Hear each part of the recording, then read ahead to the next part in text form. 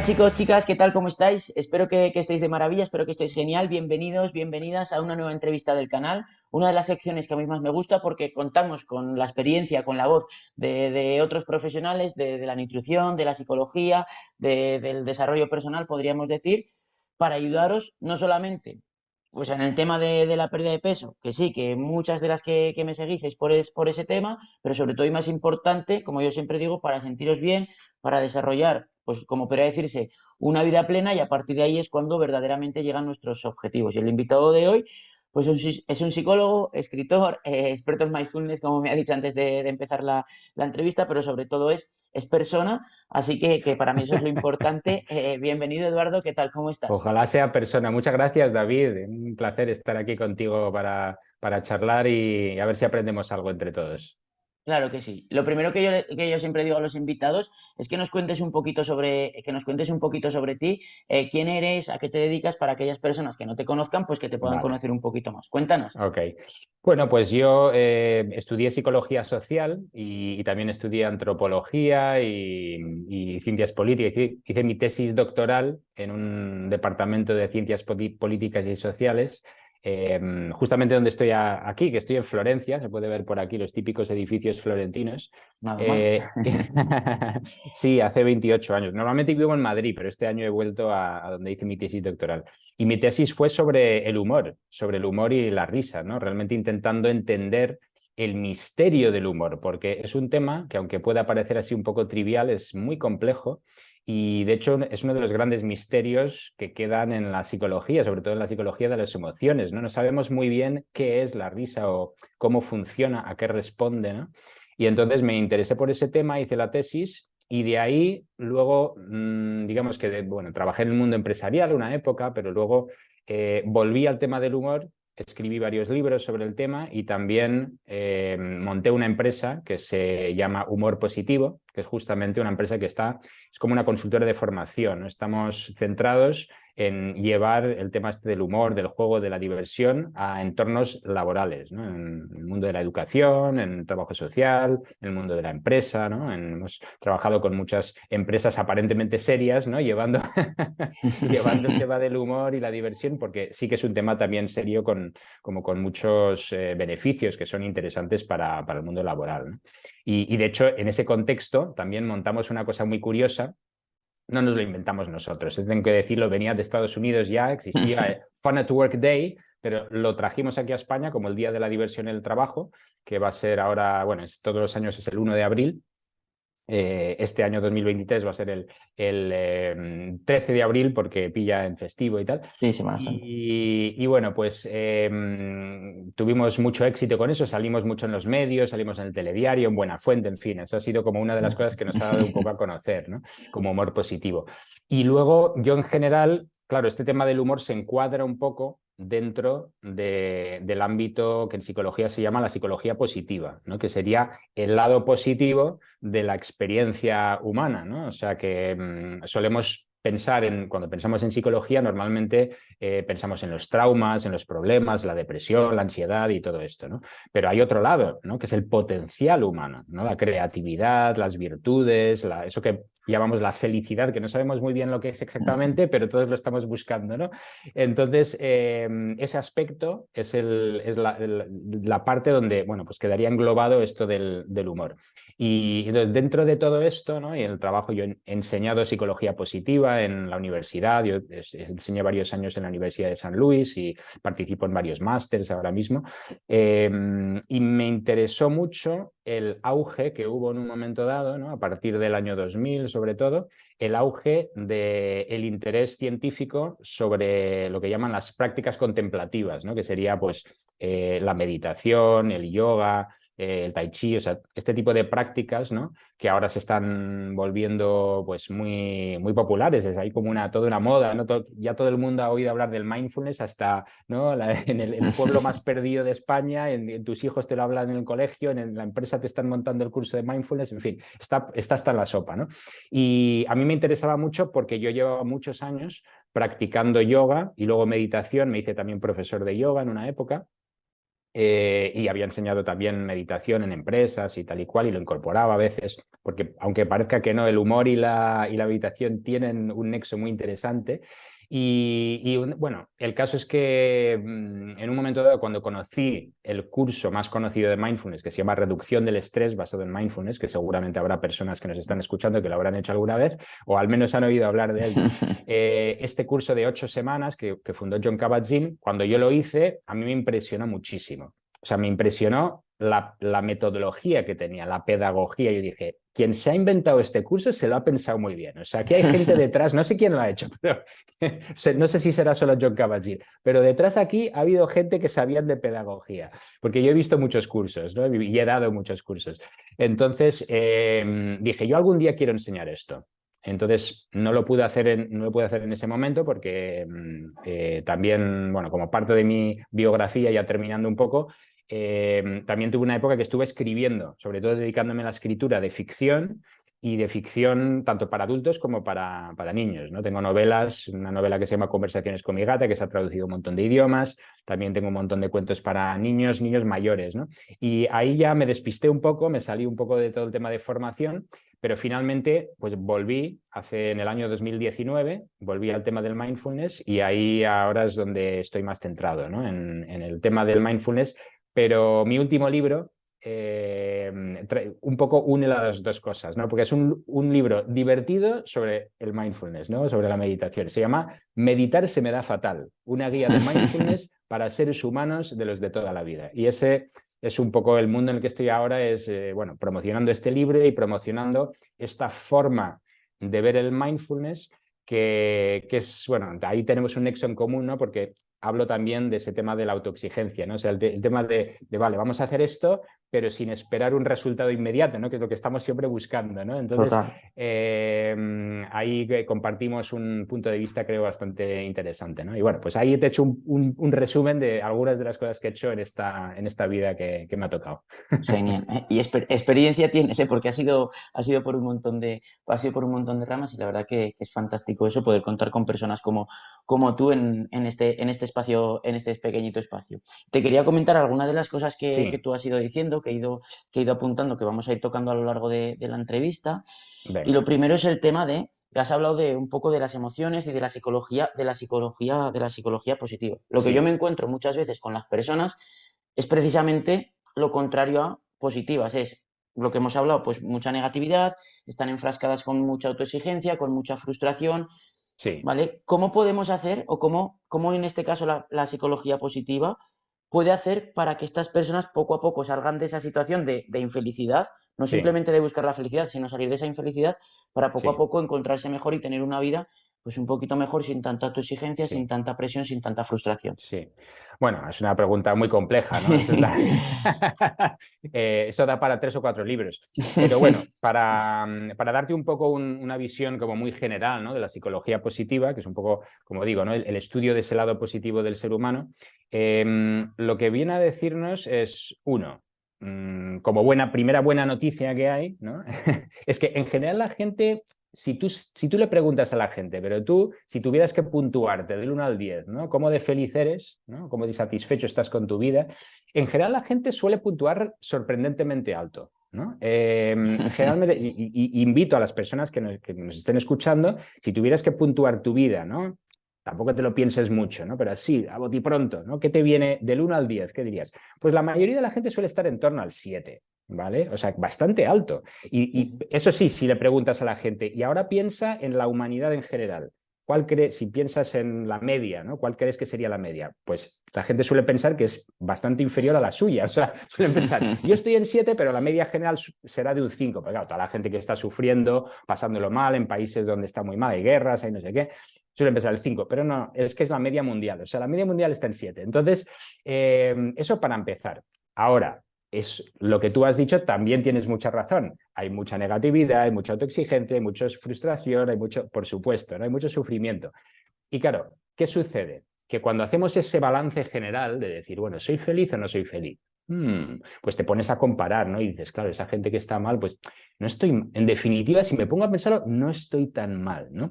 Pero la pregunta no es si estás más o menos feliz. La cuestión es, tú quieres ser más feliz de lo que eres, ¿no? Porque ves tus problemas y dices, hombre, si pudiera ser más feliz, y entonces la pregunta realmente es, ¿cómo puedo ser más feliz de lo que soy? ¿No? Y ahí la cosa se pone muy interesante, porque lo que se ha visto, ¿no?, en todos los estudios, si tuviera que resumirlo como en una frase, la frase sería, oye, pues los antiguos filósofos no iban tan mal encaminados, ¿no? Los estoicos, Aristóteles, o sea, toda esta gente que le había dado un poco al coco en la antigua Grecia y en Roma y tal, iban bastante bien encaminados, en el sentido de que la felicidad, lo que estamos viendo, ¿no?, en psicología, es que no depende tanto de lo que tú consigues o de lo que tú tienes, ¿no?, de lo que las cosas que te pasan en la vida, aunque también tienen un impacto, no digo que no, pero no depende tanto de eso, sino sobre todo depende de factores internos. Y hay algunos que no puedes cambiar. O sea, por ejemplo, la genética no la puedes cambiar y la genética tiene un peso, tiene un peso sobre tu nivel, ¿no?, como de positividad o en sentirte bien o no. Pero hay cosas que sí tienen un impacto muy grande y sí puedes incidir en ellas. Y una de ellas es una que se habla mucho de ella, que es el optimismo, ¿vale? El optimismo, pues, se puede trabajar, es una forma de enfocar la vida, y el optimismo se habla mucho de ello. Hay otra de la que no se suele hablar mucho y por eso la voy a sacar aquí y es una de las más importantes, y es la gratitud. De la gratitud no se habla mucho. El optimismo está como muy de moda porque sí, para el éxito no hay que ser optimista. Y es verdad, porque es verdad que el optimismo ayuda al éxito y también ayuda a mejores relaciones y también ayuda a mejor salud y también ayuda a ser más feliz, ¿no? Es importante el optimismo. Pero no se habla mucho de la gratitud. Y la gratitud, si lo pensamos, ¿no?, es apreciar lo que ya tienes, ¿no? Y también, igual que el optimismo, es una forma de enfocar tu vida, ¿no? Es a dónde estás mirando tú, ¿no? ¿Estás mirando a lo que te falta o estás mirando a lo que tienes, ¿no? Entonces, y esto se puede trabajar, y además se puede trabajar de una forma bastante fácil. Trabajar el optimismo es más complicado, tengo que decirlo. Se puede trabajar también, pero es más complicado, requiere un trabajo un poquito más complicado. Trabajar la gratitud no es nada complicado, es muy fácil. Lo que pasa es que hay que hacerlo, ¿vale? Entonces, ¿cómo se puede trabajar la gratitud? Pues hay un ejercicio que es súper sencillo y que tiene un impacto importante sobre el bienestar emocional, y es, al final de cada día, escribir 3 cosas que te han pasado a lo largo del día que hasta que han estado bien, ¿no?, por las cuales te podías sentir agradecido, ¿no? Bueno, una tontería de ejercicio, puedes decir, vaya estupidez, ¿no? Pero por lo visto, la gente que lo hace de verdad y antes de irse a la cama escribe 3 cosas buenas que le han pasado durante el día durante una semana, luego 6 meses después se nota aún el efecto. O sea que es como que al haberlo hecho han cambiado un poco su mirada, ¿no? Y empiezan de repente a fijarse más, ¿no? Hay otra intervención muy interesante, sobre todo para mí, a mí me interesa el sentido del humor, que es muy parecida a esta, que es una práctica también, bueno, es la misma práctica, pero con el humor. Eso es escribir 3 cosas graciosas, ¿no?, que te han pasado durante el día. Y aún más curioso, hay un ejercicio que funciona igual de bien y es escribir el número de cosas graciosas que te has encontrado a lo largo del día. Pero cuando digo el número, digo el número, o sea, 47, ¿vale? O 13. Es literalmente escribir el número. Entonces, ¿por qué? Y esto a mí me fascinó cuando lo vi, porque dije, pero vamos a ver, ¿cómo puede ser que escribir el número de cosas graciosas que te han pasado durante el día, luego eso impacte tu nivel o sea, la respuesta que tú das a esa pregunta que te he hecho yo antes, ¿no? Pues yo o sea, mi teoría sobre esto es que, y es lo mismo para el tema de la gratitud, ¿no? Es, si tú haces el ejercicio, el primer día te va a costar mucho, porque vas a decir, pues no tengo ni idea cuántas veces me he reído durante el día, es que no tengo absolutamente ni idea. Pero si al día siguiente vas otra vez a hacer el ejercicio, durante el día vas a empezar a fijarte más. Y decir, a ver, pues sí, sí, ajaja, aquí me he reído, ¿no? Y esto lo tengo que abordar, vale, 2, ¿no? 3, 4. Entonces, ¿qué pasa?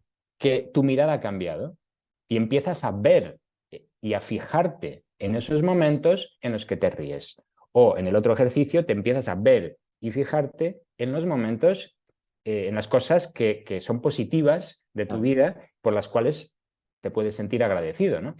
Y esa es la manera en la que podemos ir cambiando un poco nuestro bienestar. Es un cambio de perspectiva. Y al final, y esto es una reflexión que he ido llegando ahora que estoy muy metido en el tema del mindfulness, ¿no? Son en realidad ejercicios de mindfulness, o sea, ejercicios de atención. ¿Dónde pones tu atención? O sea, aprecias las cosas que ya tienes, ¿no? Aprecias las cosas positivas que se te están pasando. Las negativas te vas a fijar porque el cerebro está preparado para centrarse en ellas, ¿no? Pero si haces ese pequeño esfuerzo, ¿no? De decir, pues fíjate, estoy inhalando, ¿no? Aquí hay, o sea, vamos a ver, me está entrando oxígeno. Además, si vivimos en una ciudad relativamente aquí, igual nos están escuchando de ciudades, no están muy contaminadas, ¿no? Pero a lo mejor vivo en un sitio donde respiro bastante bien, ¿no? O al menos no es un gas totalmente tóxico, ¿no? Es que me permite vivir. Esto que estamos respirando es un regalo del mundo de las plantas. O sea, esto alguien lo ha creado, ¿no? Esto los árboles lo han creado. Bueno, pues puedes sentir esa conexión, ¿no? Con la naturaleza, somos parte de la biosfera, hay algo bonito en eso, ¿no? Entonces, el apreciar esas pequeñas cosas, ¿no? Cosas tan pequeñas como escuchar un pajarillo, ahora que estamos en primavera, ¿no? Ver un campo o una flor o una persona que sonríe por la calle no sé, la cara de un bebé, ¿no? De 2 años. O sea, cosas de esas que te encuentras habitualmente a lo largo del día, pero que normalmente no prestamos atención, ¿no? Entonces, esto sería, bueno, aquí estoy dando una serie de recomendaciones básicas, ¿no? Pero lo general que se puede decir sobre esto de la psicología positiva es que nuestra felicidad en parte, no completamente, pero en parte depende de esas actitudes o esas virtudes o fortalezas que podemos ir cultivando también, ¿no? Totalmente. Y bueno, pues hay que trabajárselo porque esto es un trabajo, ¿no? Son prácticas, ¿no? Que hay que ir haciendo, pero se puede hacer. Y Total. eso bueno, pues es son razones para el optimismo también, ¿no?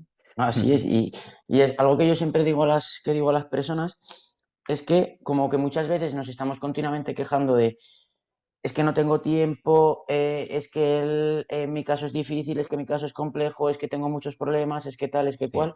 Y es lo que tú estás comentando, Eduardo, de que tendemos mucho a fijarnos en lo negativo, pero no, sí, no nos damos cuenta de fijarnos en las en las cosas, perdón, en las cosas positivas que nosotros tenemos sí. en nuestro día a día. Porque el resto de personas, las personas que nosotros vemos por ahí por la calle, que son súper felices, pues yo estoy completamente seguro de que en ciertos momentos de su vida tienen los mismos problemas que tiene cualquier otra persona, unas veces Sí. más elevados, otras De veces hecho, menos. hay un aspecto de eso, ¿no? Que generalmente cuando miramos a los demás, ¿no? Y vemos a la gente por ahí, ¿no? O en Instagram y todo eso, la gente en general parece feliz, ¿no? Porque socialmente, de alguna manera nos ponemos una máscara, ¿no? Nos ponemos una máscara para aparentar que, bueno, pues sabemos lo que estamos haciendo en la vida, ¿no? Que somos buenos padres, buenos hijos, buenos trabajadores, buenos no sé qué, que sabemos lo que estamos haciendo. Por dentro, muchas veces, realmente no tenemos ni puñetera idea. Vamos por la vida, pues eso, ¿no? Haciendo como si supiéramos, pues, cómo hay que educar a los hijos, cómo hay que llegar a los sitios y no llegar tarde, pero la verdad es que somos un desastre, ¿no? En general. Entonces, tú ves a la gente por ahí y dices, joder, es que no sé cómo lo hace esa o cómo lo hace ese, o fíjate a este lo bien que le va y ves en Instagram y no sé qué, pero tú no tienes ni idea de lo que está pasando por dentro. Y probablemente está pasando cosas tan tremendas como tú, otras, ¿no? Otras, porque cada uno tiene las suyas, ¿no? A mí una cosa que me encanta es el título del libro que escribió John Kabat-Zinn, que es el que montó el tema este del mindfulness, porque me parece la cosa más honesta del mundo, ¿no? Su libro más famoso. Él lo tituló en inglés, porque en español luego le cambiaron el título, hay que decirlo. En inglés lo tituló Full Catastrophe Living, o sea, vivir en la catástrofe total. ¿Vale? Ese es el título de su libro, que en España yo lo cambiaron porque dijeron, lo llamaron vivir con plenitud las crisis, ya suena un poquito mejor, ¿no? Y en italiano lo han llamado vivir momento a momento, que suena incluso mejor, ¿no? Sin embargo, el título original es Full Catastrophe Living, o sea, vivir en la catástrofe total. Y él lo que dice es que la vida es una catástrofe, es una catástrofe y hay que reconocer que eso está ahí. O sea, la incertidumbre es total, ¿no? Hace 3 años de repente llegó una pandemia, ¿no? Y nos ha trastocado la vida completamente, ¿no? Aún estamos recuperándonos de ese trauma. Y ahora mismo pues hay, ¿no?, amenazas de todo tipo, tenemos la guerra en Ucrania, tenemos historias ahí entre Rusia y Estados Unidos, no sabemos qué va a pasar, China está por ahí también, hay problemas en la banca, o sea, no tenemos ni idea de lo que va a suceder, ni dentro de 2 días, ni dentro de 2 minutos, ¿no? Entonces, esa incertidumbre es parte de la condición humana y nos genera mucho estrés, ¿no? Nos genera mucho estrés. Y además hacemos un montón de planes, sobre todo en esta vida que vivimos ahora mismo, que tenemos estos móviles y vamos a poner en la agenda todo lo que vamos a hacer en el día, tenemos un montón de planes. Y la realidad es que los planes no se cumplan, pero se cumplen casi nunca. O sea, casi nunca, casi nunca. Entonces, ¿qué pasa? Que vas por la vida con estas frustraciones continuas de que no se te cumplen los planes. Entonces, tienes que buscar la forma de lidiar con eso, ¿no? Y hay técnicas, ¿no?, de el mindfulness, ¿no?, esto que estaba hablando, ¿no?, buscar la gratitud por donde puedas, tu enfoque optimista, puedes buscar saborear las cosas más, pues, o sea, tienes que buscar tu forma, ¿no?, de lidiar con esto, el sentido del humor, muy importante, ¿no?, cuando las cosas salen mal. Entonces, todo esto son formas que nos hemos ido inventando los seres humanos para lidiar con la dificultad de tener un cerebro tan maravilloso y complejo como el que tenemos y tan puñetero. Total. Porque es puñetero, porque podemos hacer planes y podemos mirar al pasado y ver lo que hemos hecho y tal, que es maravilloso, pero eso también significa que estamos continuamente pensando, uy, a ver si esto sale o no, o a ver qué va a pasar, a ver si esto tal, las preocupaciones, ¿no? Y por atrás, mirando atrás, uy, esto no lo hice bien, o no sé si lo hice bien, uy, dije esto, podía haber dicho lo otro, ¿no? ¿Qué habrá pensado este? O sea, estamos muchas veces, ¿no?, en el futuro y en el pasado y casi nunca aquí, ¿no? Y simplemente observando lo que hay aquí, ¿no? Entonces, hay un ejemplo que a mí yo lo pongo en mi libro, ¿no?, de este de meditar se me da fatal, que yo hablo de cómo yo, por ejemplo, odio fregar los platos, ¿no? Es una cosa que la tengo, no sé por qué, o sea, cada uno tiene sus cositas, ¿no? Y yo, por ejemplo, cuando me enfrento a esta tarea que la tengo que hacer todos los días, por algún motivo es como, me da una pereza, me parece es como desagradable, me parece que esa montaña, que no es una montaña, si vivo en pareja, o sea, somos dos, o sea, son 4 platos, o sea, que no es tampoco, bueno, aquí no tenemos lavavajillas, en Madrid tenemos lavavajillas, pero da igual, o sea, incluso con lavavajillas me da pereza. Entonces, una cosa es mi idea de eso que yo tengo que hacer, ¿no?, ese mal rollo que me da, y otra cosa es la experiencia en sí de hacerlo, ¿no? Y esto lo he ido aprendiendo con el mindfulness, porque es decir, una cosa es ¡ay, otra vez los platos! Y otra cosa es cuando estoy con este plato. O sea, este plato, y pongo el agua y entonces cae un chorrito de agua que, igual que cualquier niño de 2 años que se queda fascinado con el agua, te puedes quedar fascinado con ese chorrito de agua que es maravilloso, el brillo que hay ahí, el sonido, ¿no?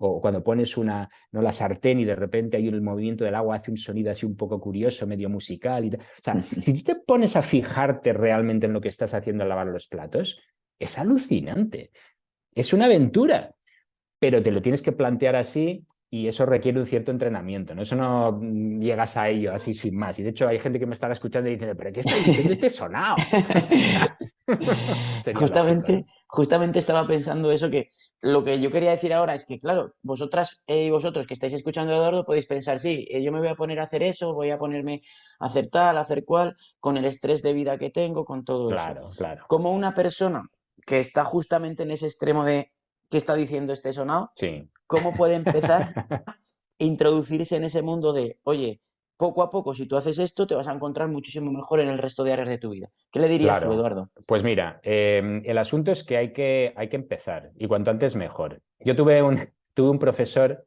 de yoga, yo hacía yoga, como dije antes, ¿no? Hice yoga muchos años y en una época a mí yo vi enseguida que eso me ayudaba, ¿no? A mí eso me ayudaba, entonces yo ya empecé con una práctica que la hacía todos los días. Lo fundamental es hacer algo todos los días, ¿no? Tener una práctica. Entonces, yo tenía esta práctica.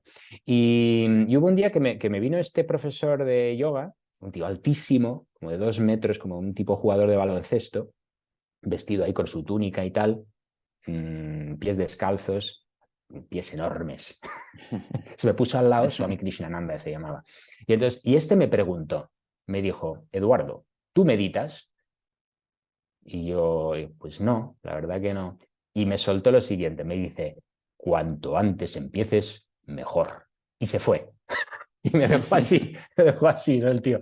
Entonces, yo lo que diría es eso, es cuanto antes empieces, mejor. Quiero decir, da igual lo que hayas hecho hasta ahora, ¿no? Porque eso ya pasó, eso está en el pasado, eso ya no hay nada, no puedes hacer nada por eso, ¿no?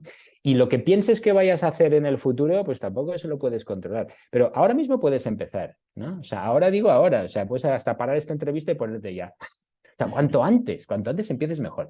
Entonces, la gente a mí me dice, no, yo es que no tengo tiempo para meditar. ¿Vale? Vale, ok.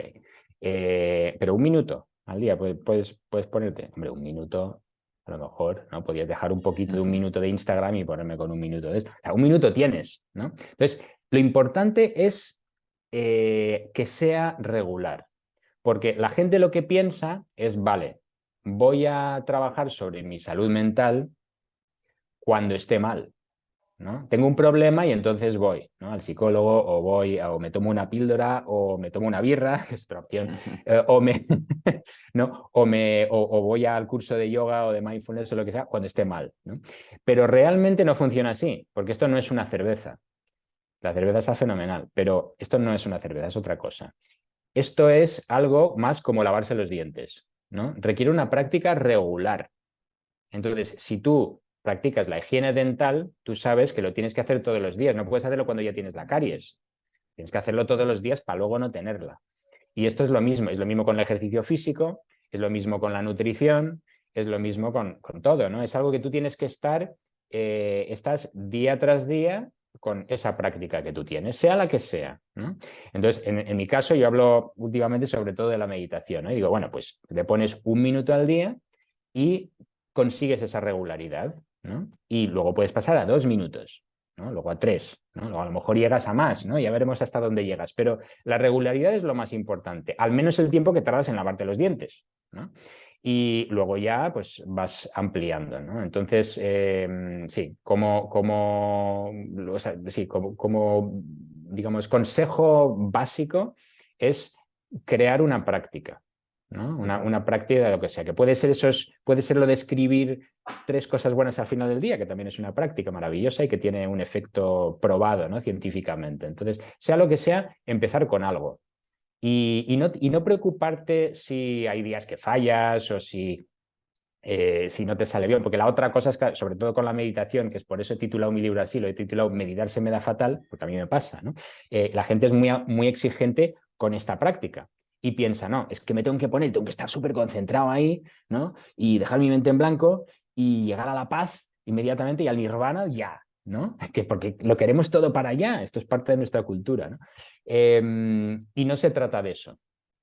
Se trata de hacer la práctica, no de estar concentrado o de estar... No, hacer la práctica, ¿no? Entonces la gente piensa, no, es que me voy a poner a meditar y... Además ves a la gente, ¿no? En los centros de meditación y les ves a todos ahí, parecen súper concentrados, parecen. La realidad es otra, ¿vale? Los que hemos meditado muchos años sabemos, sabemos que realmente tú te pones ahí, vale, ok, voy a observar mi respiración, ¿no? Estás observando, vale, una respiración, otra respiración. A la tercera seguramente ya te has ido, ¿vale? Ya tu mente se ha ido a otro lado. Y es lógico, porque tu mente lo que busca es algo más interesante que mirar la respiración. Eso es un rollo, ¿no? Entonces tu mente va a otro lado. Y yo suelo decir que esto de la meditación es un poco, y esto se puede aplicar a muchas cosas también, ¿no? Pero bueno, yo lo aplico a esto. Es un poco como hacer surf. Los surfistas, y hablo de los surfistas profesionales, los surfistas profesionales, ese momento bonito de la foto cuando están en la ola, ¿no? Ahí bien puestos y tal, ese momento suele durar entre 8 y 12 segundos. Esto lo he mirado las estadísticas, están citadas en mi libro. Entonces, 8 a 10 segundos, ¿no? Ya 30 segundos sobre la ola, vamos, eso es una pasada. Un minuto sobre la ola, eso pasa poquísimas veces. Luego, claro, es la que ponen en Instagram y te la ves, ahí en YouTube y ves los 10 mejores vídeos y ves ahí a unos tíos haciendo unas cosas en las olas, pero eso es rarísimo, ¿no? Lo normal es que pasas el 95% del tiempo en el agua. ¿no? Como surfista profesional, digo de los de campeonato. Entonces, imagínate a alguien que está empezando. Es que está todo el rato en el agua y vamos, alguna vez consigue levantarse. Entonces, en la meditación es lo mismo. Entonces, tú te pones y te vas a despistar enseguida y vuelves otra vez a levantarte a la tabla. O sea, vuelves otra vez a focalizarte, por ejemplo, en la respiración. Y te vuelves a caer y vuelves a levantarte y te vuelves a caer y vuelves a levantarte. Y esa es la práctica. Cada vez que te levantas es como una vez en el gimnasio que haces así, ¿no? Con la máquina. Y eso eso es, cuando yo hablo de práctica, me estoy refiriendo a esto. Es insistir día a día, pase lo que pase, ¿no? Hay efectos o no hay efectos. Te parezca que lo estás haciendo bien o no te parezca que lo estás haciendo bien. Y da igual lo que ha pasado antes, da igual, porque ahora es una nueva oportunidad para hacerlo otra vez. Y eso es lo único que... O sea, solo podemos incidir en lo que pasa ahora. Todo lo que piensas, todo lo que haces, todo es en el ahora. Entonces, siempre tienes una nueva oportunidad, ¿no? Y creo que en ese sentido tenemos que ser amables, ¿no? Con nosotros mismos. La amabilidad es muy, Totalmente. muy importante. Lo que yo me encuentro con las personas con las que yo trabajo a nivel de alimentación es que como siempre nos han vendido de que lo que tú tienes que hacer es la dieta perfecta para Sí, conseguir tal. En el momento que tú dejas de hacer las cosas perfectas, ya nada vale, ya eres una ruina, ya eres te un criticas a desastre. ti mismo todo el rato, ya nunca lo Sí, vas a conseguir, ya no tienes fuerza de voluntad y te lleva a estar siempre en esa situación de me encuentro fatal, porque por un lado, claro, no tengo la fuerza de voluntad suficiente para cambiar porque pienso que lo tengo que hacer perfecto, que no es cuestión de fuerza de voluntad, mm, sino como tú bien dices, es cuestión de practicar, ¿vale? Y por otro lado, me encuentro fatal porque no estoy en la situación, no estoy en la situación que quiero. Y es algo que pasa en muchos aspectos de nuestra claro. vida, pero a lo que yo me he dado cuenta es que con el resto de las personas, por ejemplo, una madre con su hijo es súper permisiva en ese aspecto de, oye, te caes, eres un niño que está aprendiendo a andar, Sí, te caes 3.000 millones de veces, yo te animo a que te levantes tantas veces como te caigas, siempre una más.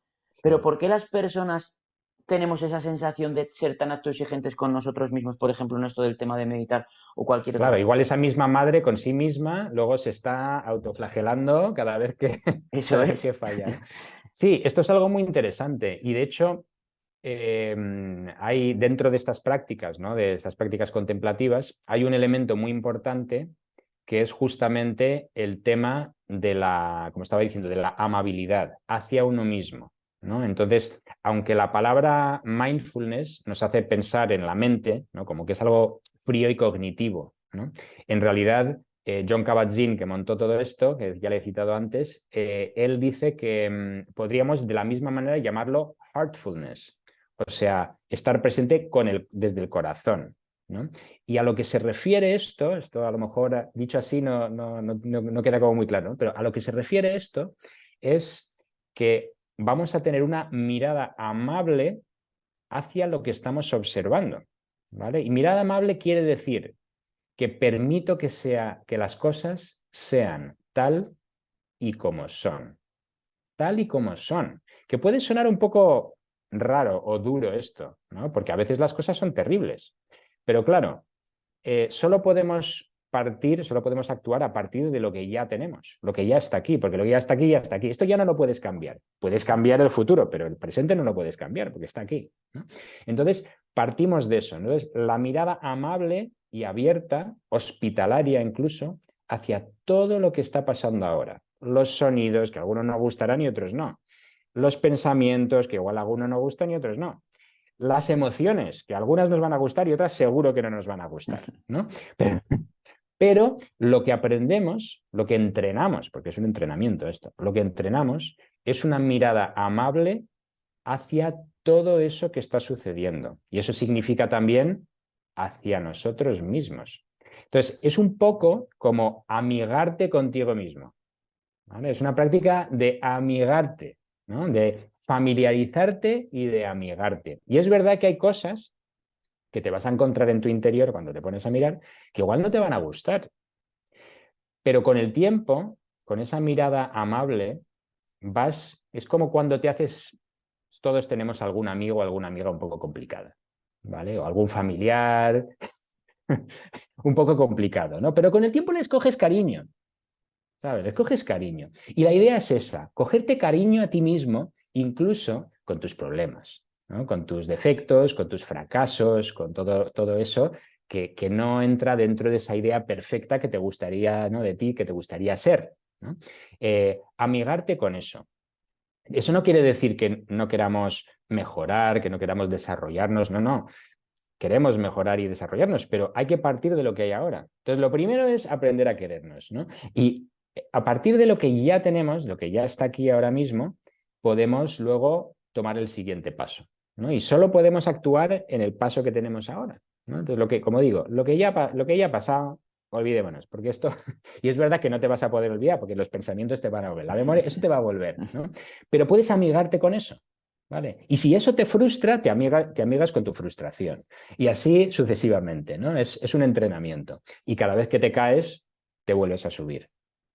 Como los niños, antes has citado a los niños, es muy interesante, ¿no? Los niños cuando se caen, se levantan riendo, ¿no? Somos los adultos los que nos preocupamos normalmente, pero los niños normalmente cuando se levantan, el juego es todo equivocarse y fracasar y volver a intentar, ¿no? Y cuando un Total. niño pinta una casa no se preocupa si lo ha hecho bien o mal. Somos nosotros los que, muy bien y no sé qué. Luego llega el momento en el que el profesor de arte te dice, esa sombra, esa perspectiva, no sé qué, y entonces ya nos empezamos a agobiar y ya no dibujamos más, aunque nos encanta dibujar a todos y a todas, y cantar y bailar y jugar y todo eso nos encanta, pero ya no nos dejan hacerlo o no nos dejamos hacerlo por esa autoexigencia de la que hablas, ¿no? Totalmente. Y si conseguimos, ¿no? Empezar a liberarnos, aunque sea un poquito, ¿no? De esa especie de, ¿no? Crítica interna, ese criticón interno que tenemos, ¿no? O amigarnos también de él, como ese tío un poco cascarrabias que tenemos dentro, vale, eso sé que estás ahí, vale, pero tranquilo, no pasa nada, tú tranquilo que voy a volver a intentarlo, ¿no? Si conseguimos un poquito de eso, seguro que vamos a ser mucho más felices de camino a ese desarrollo personal que tarda tiempo y bueno, es un camino, ¿no? Podemos sufrir un poquito menos, ¿no? No digo que no suframos, pero sufrir lo mínimo indispensable, ¿no? Vamos a sufrir un Total. poquito menos. Eso me parece un objetivo importante, ¿no? Totalmente. Y en el tema de que tú comentaste, por ejemplo, de abandonar, de que joder, las personas siempre tienen esa sensación de si no avanzo tal como yo tengo en mi cabeza, pues ya abandono. Y yo siempre digo lo mismo, ¿vale? Tú puedes tomar la decisión de abandonar si tú quieres. Dime alguna vez, alguna persona, o en tu caso particular, alguna vez que tú hayas abandonado, que hayas conseguido el objetivo que tú te habrías propuesto. Porque yo no conozco a nadie que abandonando consiga los objetivos propuestos. Oye, tendremos momentos duros, lo que tú has dicho, pues habrá cosas difíciles, habrá momentos, emociones que no nos gusten y todo eso, pero eso no quiere decir que a partir de seguir intentándolo tú no consigas ese cambio que tú pretendes, evidentemente, pues con la dirección Claro. adecuada, pero no estar continuamente machacándote de no puedo, no puedo, no puedo y Sí, abandono. hay un aspecto que es interesante de esto, ¿no? Que tiene que ver con nuestra cultura del éxito, ¿no? Y cómo quizás no nos cuentan lo suficiente o se nos olvida, ¿no? Se nos olvida a partir de esa niñez en la que lo teníamos asumido, se nos olvida que el fracaso es parte del éxito, ¿no? Yo la primera vez que intenté publicar un libro, ¿no? Pues iluso de mí, envié mi manuscrito a una editorial, ¿no? Y recibí una carta de rechazo muy simpática, o sea, bueno, simpática no sé, pero muy amable, ¿no? Diciendo, estimado señor Jauregui, no sé qué, su libro nos ha parecido muy interesante, pero no entra dentro de nuestra lista actual o los temas que nos interesan y tal, ¿no? Primera carta de rechazo, ¿no? Lo mandé a otra editorial y recibí una segunda también muy amable carta de rechazo. Luego una tercera editorial, una cuarta y así hasta 40, ¿vale? O sea, me la rechazaron en todas las editoriales que se me ocurrió enviar. Entonces, claro, yo pensé, o podía pensar, ¿no? Pues soy un inepto, jamás publicaré nada, esto ya no tiene... Y en ese momento lo que dije, bueno, he probado en todas las editoriales, voy a darle un tiempo a esto, ¿no? O sea, de momento, en este momento no ha sido, no ha sido posible, ¿no? Pero en algún momento quizás, o quizás publico otra cosa, no sé. Años después, pasaron años, ¿eh? O sea, pasaron igual 5 años, 5 o 10 años, no recuerdo ahora exactamente. Finalmente sí publiqué un libro, no era ese, no era ese. Publiqué otro libro, ¿no? Pero al haber publicado ese libro, luego la editorial se interesó por el tema del primer libro, que era el tema del humor, no era sobre mi tesis doctoral. Yo había cogido mi tesis, la había intentado transformar en un libro. Y me preguntó, oye, ese tema del humor que tú tratas, ¿nos podías escribir un libro sobre eso? Y le dije, ¿quieres que escriba? Pues mira, tengo aquí en un cajón. Entonces, es verdad que no usé el manuscrito original porque yo me di cuenta, con los años, me di cuenta que en realidad, o sea, entendí por qué me lo rechazaron. O sea, realmente había motivos, ¿no? No estaba escrito de una manera adecuada para un público general. Entonces, lo reescribí una vez más. Era como la quinta reescritura, también hay que decirlo, ¿no? Nada mal. Entonces, lo reescribí otra vez y esta vez a la editorial le pareció aceptable para publicarlo, ¿no? Entonces, lo que quiero decir con esto es que para tener éxito, o sea, nunca vas a tener éxito a la primera y si lo tienes, seguramente va a ser un problemático también, porque entonces ya te acostumbras a que no todo te sale bien y la segunda vez seguramente no te saldrá igual, que es lo que me ha pasado muchas veces. Por ejemplo, yo publico una novela, cuando publiqué mi primera novela, tuvo mucho éxito, ¿no? Y pensé, ¡oh, qué bien! Ahora ya soy novelista. ¿Qué va? La segunda que escribí tuvo muy poco éxito, ¿no? Y a mí me parecía mejor, pero, oye, ¿qué se le va a decir? El público manda, ¿no? Ya ves. Entonces, no porque hayas conseguido una cosa, la siguiente vas a seguir. Yo siempre digo, lo normal es fracasar. Lo normal es lo normal, fracasar. Entonces, eso hay que saberlo. Hay que saber que el Claro. fracaso es algo normal. Pero esos pequeños o grandes fracasos que vamos teniendo son, al final, escalones hacia algo, ¿no? Tú vuelves a intentarlo y vuelves a intentarlo. Como Edison, que no cuentan, esto es un poco una leyenda, ¿no? De que cuando inventó la bombilla probó 10.000 tipos de materiales para el filamento, ¿no? Y él al final dijo, no, yo no he fracasado, yo he encontrado 10.000 formas que no funcionan, ¿no? Entonces, hay que tener mucha tenacidad, mucha paciencia, mucha resiliencia, mucho optimismo para seguir adelante cuando se te cierran todas las puertas, cuando no lo consigues, cuando tal. Y bueno, pues esto es parte del aprendizaje de la vida, ¿no? Los vendedores saben y sabemos, porque tanto tú y como yo somos vendedores, como mucha gente que tiene su propio negocio, ¿no? Que el 99% de las veces el cliente te va a cerrar la puerta en la cara, ¿no? Total. Y tienes que pegar en 100 puertas para que una te abra, ¿no? Y esto es así, es que no... Pero si no lo sabes, después de 20 puertas te das por vencido, ¿no? Totalmente. Mira, Entonces, por eso hace tanta falta el optimismo, el sentido del humor, la gratitud, ¿no? Y hay que irlo trabajando, porque si no es que efectivamente te desesperas y es normal, ¿no? totalmente. Y es muchas veces como miramos las cosas en nuestro día a día, porque precisamente sobre esto escuché una entrevista hace ya mucho tiempo, precisamente de un vendedor y decía, yo he sacado digamos, como mis métricas de decir que de cada 100 personas a las que yo llamo a su puerta, le voy a vender a una. Claro. ¿Y qué dijo esta persona? Pues él en lugar de estar pensando, todo van a ser no, todo van a ser no, todo van a ser no, él decía, pues bueno, si llevo 90 que son que no, ya solamente me quedan 10 y de esas 10 una me va a decir que sí. Y es como muchas veces como nosotros desde nuestro interior veamos nuestras cosas para que eso nos dé más o menos felicidad. Sí, de hecho, ahora me has hecho pensar en una gotita de sabiduría que para mí es crítica, que esto lo saqué de uno de los clásicos libros de Oriente, ¿no? El Bhagavad Gita, ¿no? En el mundo del yoga, del hinduismo y tal, es como uno de los textos básicos y clásicos, ¿no? Y no voy a aburrir ahora a quienes nos escuchan con toda la historia del Bhagavad Gita y tal, pero un poco el néctar, ¿no? La gotita de sabiduría que viene del Bhagavad Gita es la siguiente. Es muy potente, es una cosa muy sencilla, muy potente y también difícil de poner en práctica, que es actúa sin apegarte al fruto de lo que estés haciendo, ¿no? Entonces, imagínate lo que es eso. O sea, eso es como poner un post en Instagram o en Facebook sin preocuparte de cuántos likes vas a tener, por ejemplo, ¿no? Eso... O sea, no volver a mirarlo, da igual. Tú lo que haces es, todo lo que hagas, lo haces porque sí, lo haces porque crees que es lo que tienes que estar haciendo. No porque alguien te vaya a decir que está bien o mal, no por los aplausos, no porque vayas a tener éxito o no tener éxito. No, tú piensas, yo tengo que tirar por aquí. Entonces, eso significa que das valor a cada cosa que haces. Por ejemplo, imagínate un vendedor, ¿no? Que va a ir va a pegar en una puerta.